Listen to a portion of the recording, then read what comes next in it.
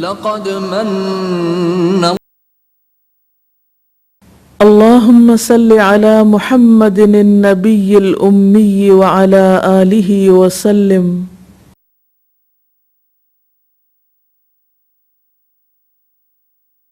السلام علیکم ورحمۃ اللہ وبرکاتہ.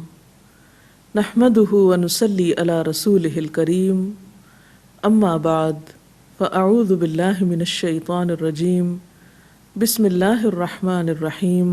عن ابی امامة الباہلی قال سمعت رسول اللہ صلی اللہ علیہ وسلم یقول اقرأوا القرآن فإنه يأتي يوم القیامة شفیعا لأصحابہ. رواہ مسلم. سیدنا ابو امامہ الباہلی رضی اللہ تعالی عنہ سے روایت ہے کہ رسول اللہ صلی اللہ علیہ وسلم نے فرمایا قرآن کو پڑھا کرو کیونکہ وہ قیامت کے دن اپنے ساتھیوں کے لیے سفارشی بن کر آئے گا. قرآن مجید کیا ہے؟ قرآن مجید اللہ کا کلام ہے. قرآن مجید کو اللہ سبحانہ وتعالی نے انسانوں کی ہدایت کے لیے اتارا ہے. یہ دنیا اللہ نے بنائی، مجھے اور آپ سب کو اللہ نے پیدا کیا، اور پھر پیدا کرنے کے بعد یوں ہی چھوڑ نہیں دیا.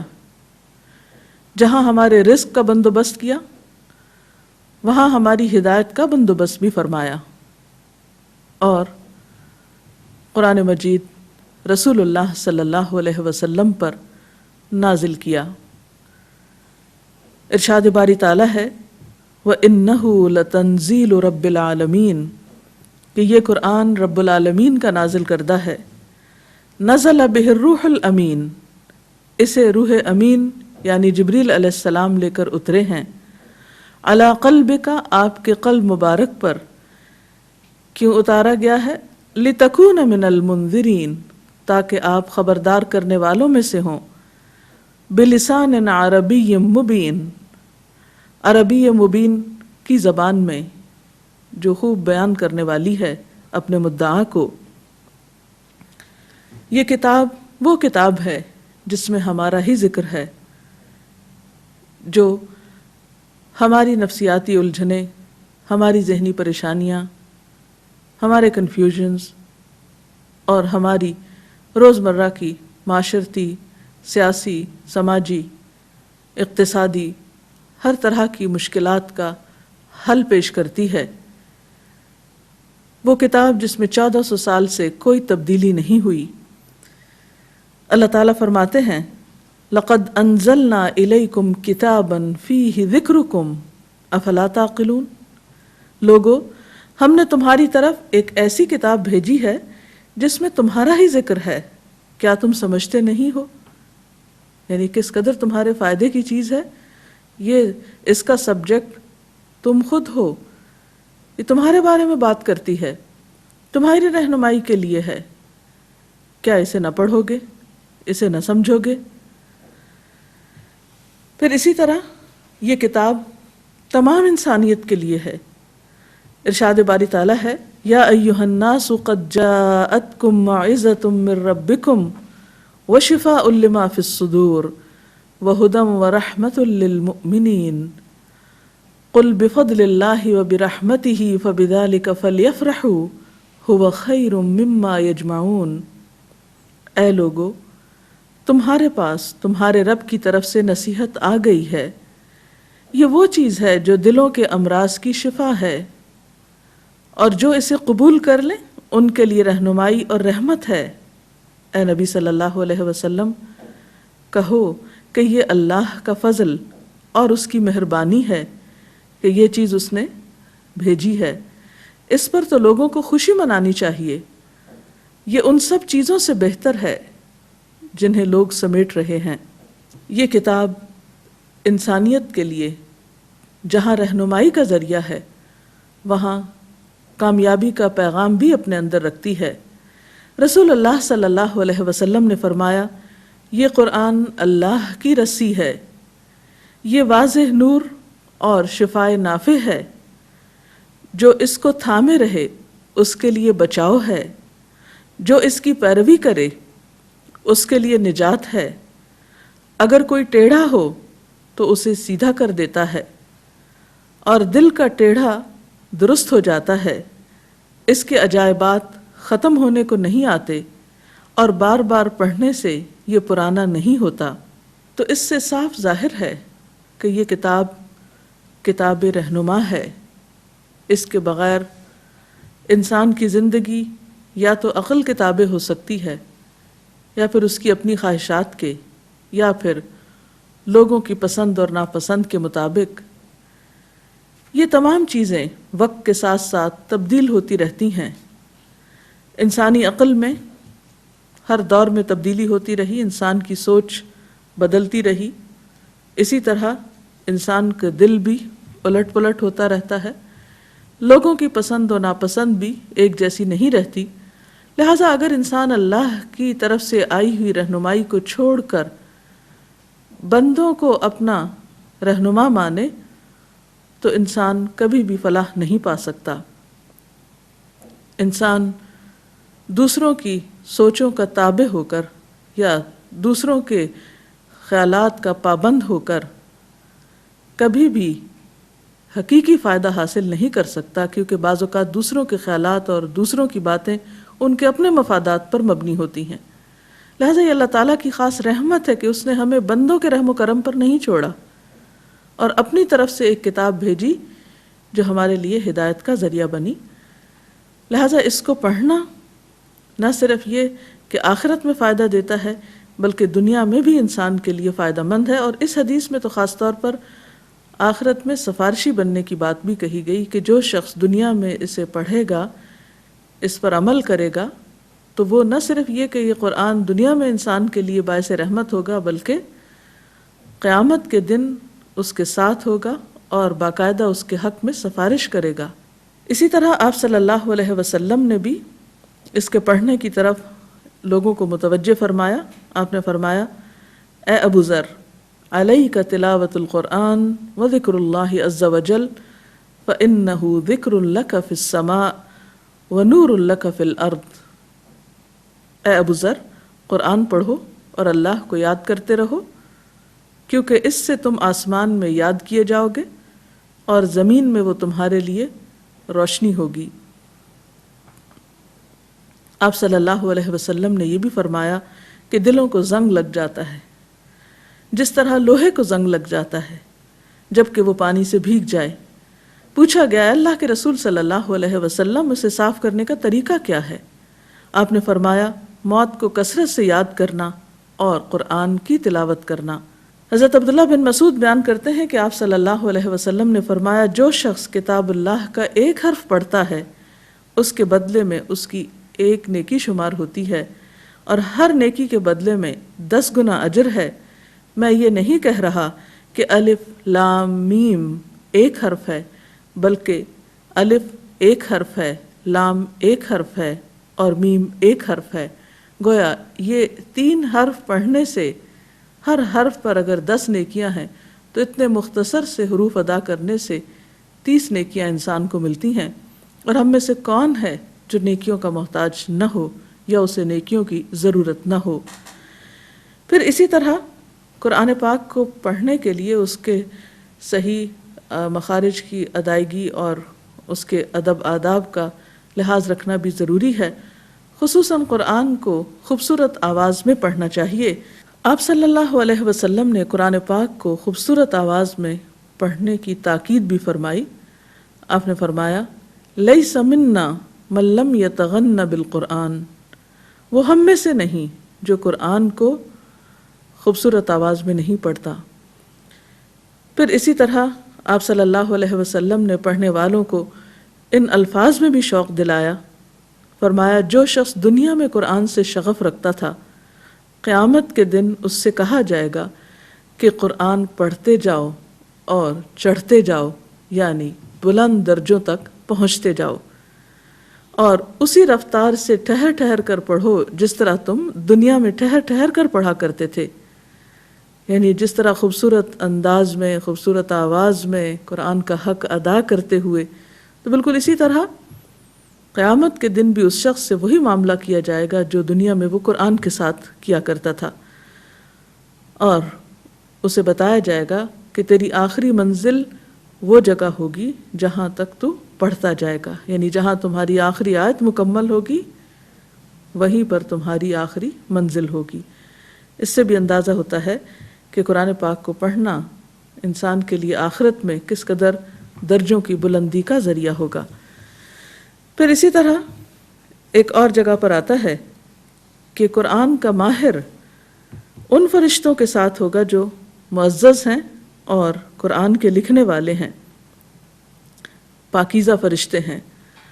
لیکن اس کے ساتھ ہی ان لوگوں کے لیے بھی خوشخبری ہے کہ جو قرآن میں مہارت نہیں بھی رکھتے، بہت اچھی طرح نہیں بھی پڑھ سکتے، لیکن اٹک اٹک کر پڑھتے ہیں مگر پڑھنا نہیں چھوڑتے، تو آپ نے فرمایا کہ والذی یقرأ ویتتعتع فیہ فلہ اجران، کہ وہ شخص جو پڑھتا ہے اور اس میں اٹکتا ہے تو اس کے لیے دگنا اجر ہے، یعنی وہ بھی محروم نہیں، اس کی محنت کا اجر اور ثواب بھی اس کو ملے گا۔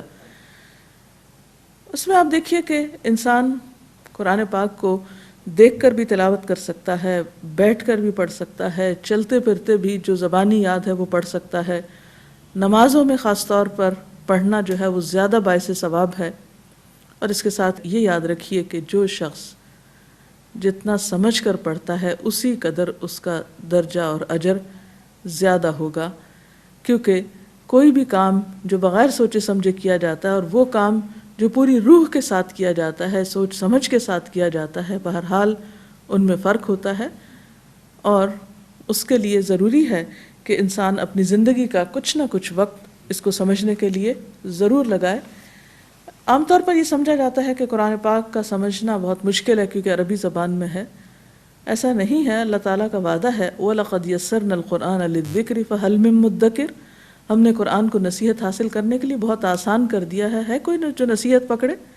تو بات یہ ہے کہ اب تو اردو زبان میں اور دیگر زبانوں میں بہت سے تراجم بھی میسر ہیں، لہٰذا کوشش کرنی چاہیے کہ کم از کم زندگی میں کم از کم ایک بار قرآن کا ترجمہ ضرور پڑھ لیا جائے، کیونکہ اقرا پڑھنے میں محض عربی کی تلاوت ہی نہیں کافی، بلکہ سمجھ کر پڑھنا اور اس کا معنی جاننا بھی ضروری ہے، اور انسان اسی وقت حق ادا کر سکتا ہے جب کہ واقعی وہ اس کو سمجھتا ہو، کیونکہ قرآن پاک میں آتا ہے الذین آتیناہم الکتاب یتلونہ حق تلاوتہ اولئک یؤمنون بہ، وہ لوگ جن کو ہم نے کتاب عطا کی وہ اس کو پڑھتے ہیں جیسے پڑھنے کا حق ہے، تو یہی لوگ دراصل اس پر ایمان لاتے ہیں۔ گویا ایمان کا تقاضا بھی یہی ہے کہ انسان قرآن کو سمجھ کر پڑھے، اور پھر جب سمجھ آتی ہے تو انسان کا عمل بھی بدلتا ہے، کیونکہ قرآن تو ہے ہی عمل کے لیے، نہ کہ صرف ایک اپنے معلومات میں اضافے کے لیے یا صرف اس کے کچھ برکتیں اور ثواب حاصل کرنے کے لیے،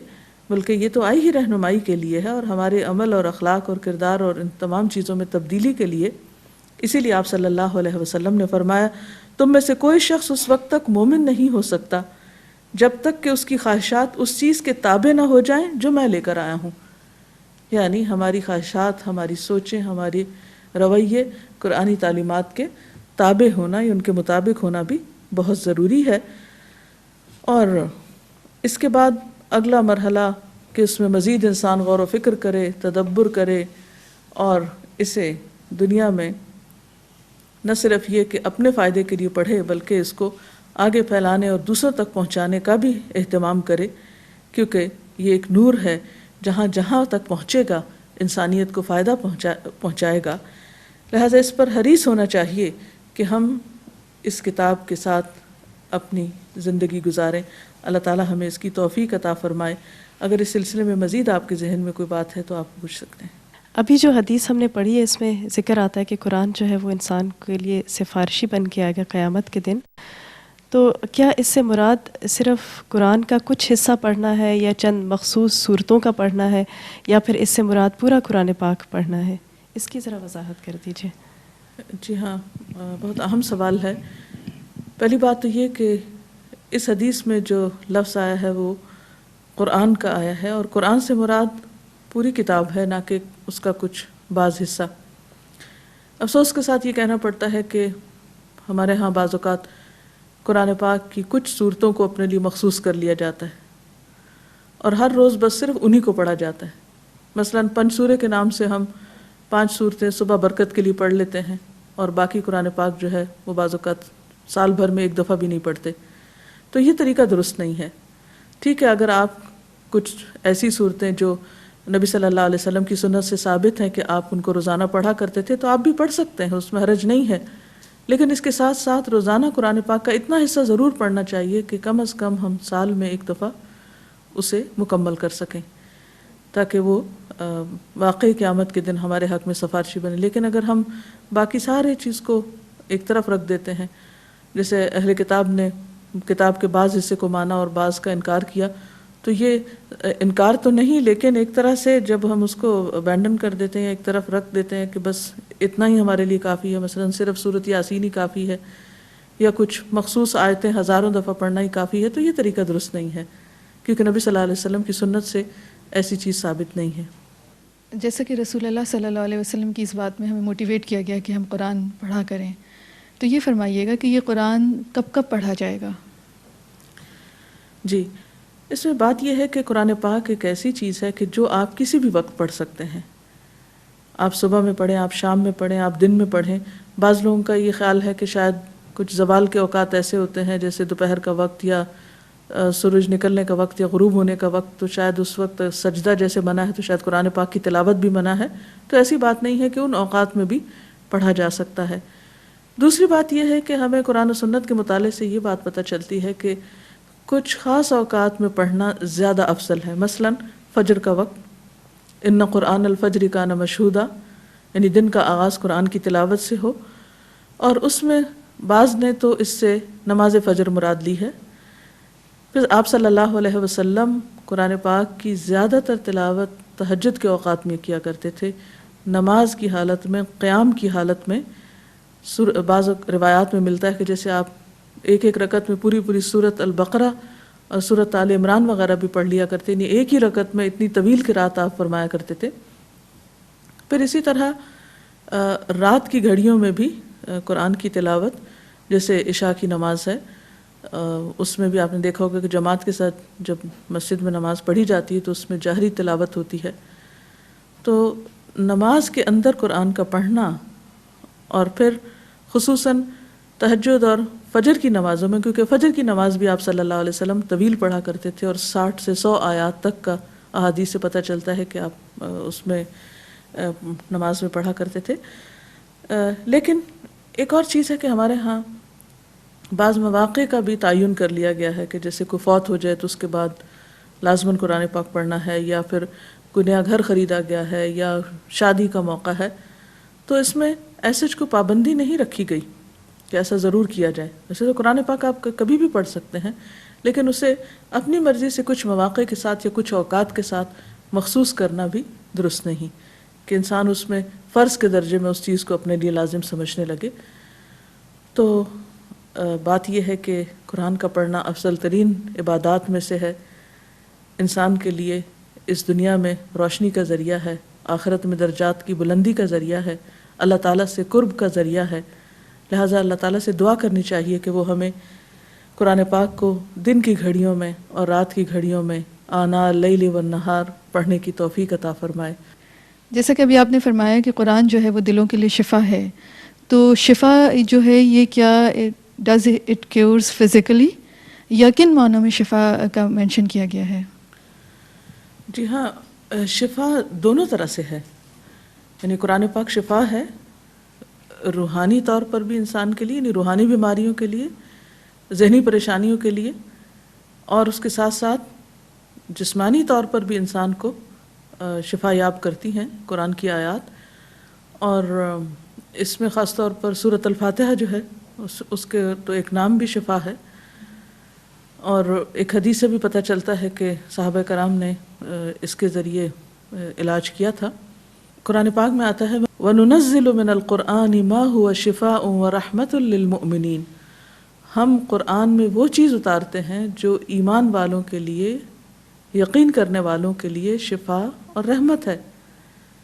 تو اس سے اس بات کا اندازہ ہوتا ہے، اور جیسے کہ ایک دوسری آیت میں آتا ہے شفاء لما فی الصدور، کہ جو سینوں کے اندر ہے اس کے لیے شفا ہے، تو خصوصی طور پر تو دلوں کے لیے شفا ہے، لیکن عمومی طور پر باقی جسمانی بیماریوں میں بھی فائدہ مند ہو سکتی۔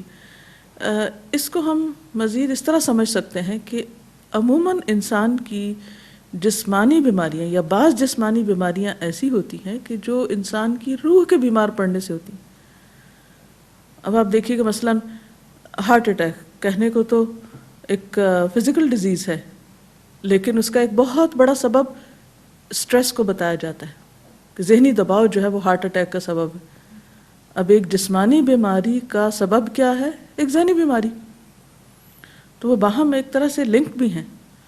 تو ایسے میں جب قرآن کا پڑھنا یعنی ذہنی ٹینشنز کو یا ذہنی دباؤ کو دور کرتا ہے تو لازمی طور پر اس کا اثر ہمارے جسمانی صحت پر بھی پڑتا ہے، اور اگر دل صحت مند ہے تو سارا جسم صحت مند ہے۔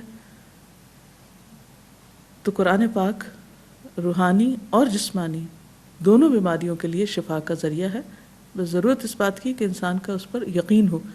لیکن اس کا یہ مطلب ہی نہیں کہ انسان قرآن کو صرف بیماریوں کے لیے کوئی نسخہ سمجھ لے اور اس کے علاوہ اس کو اپنے لیے کتاب ہدایت نہ سمجھے۔ اصل میں تو یہ کتاب ہدایت ہے، ہمیں گائیڈ کرنے کے لیے آئی کہ ہمیں کیا کرنا چاہیے اور کیا نہیں کرنا چاہیے۔ تو اللہ تعالیٰ سے دعا ہے کہ اللہ تعالیٰ واقعی قرآن کو ہمارے سینوں کا نور، ہمارے دل کی بہار اور ہماری جسمانی روحانی بیماریوں کے لیے شفا کا ذریعہ بنائے۔ اللہ تعالیٰ ہمیں حقیقی معنوں میں اہل قرآن میں سے بنائے، کیونکہ ایک حدیث میں آتا ہے ان للہ اہلین من الناس قالوا من ہم یا رسول اللہ قال اہل القرآن ہم اہل اللہ وخاصتہ۔ رسول اللہ صلی اللہ علیہ وسلم نے فرمایا کہ بے شک بندوں میں سے اللہ کے کچھ خاص بندے ہوتے ہیں۔ لوگوں نے پوچھا کہ وہ کون ہے اللہ کے رسول صلی اللہ علیہ وسلم؟ تو آپ نے فرمایا اہل القرآن ہم اہل اللہ، اہل قرآن اللہ کا اہل ہیں، وخاصتہ اور اس کے خاص بندے ہیں۔ تو اللہ سے دعا ہے کہ ہمیں بھی اللہ تعالیٰ اس قرآن کی برکت سے اپنے خاص بندوں میں شامل فرمائے۔ وآخر دعوانا ان الحمد للہ رب العالمین۔ لقد من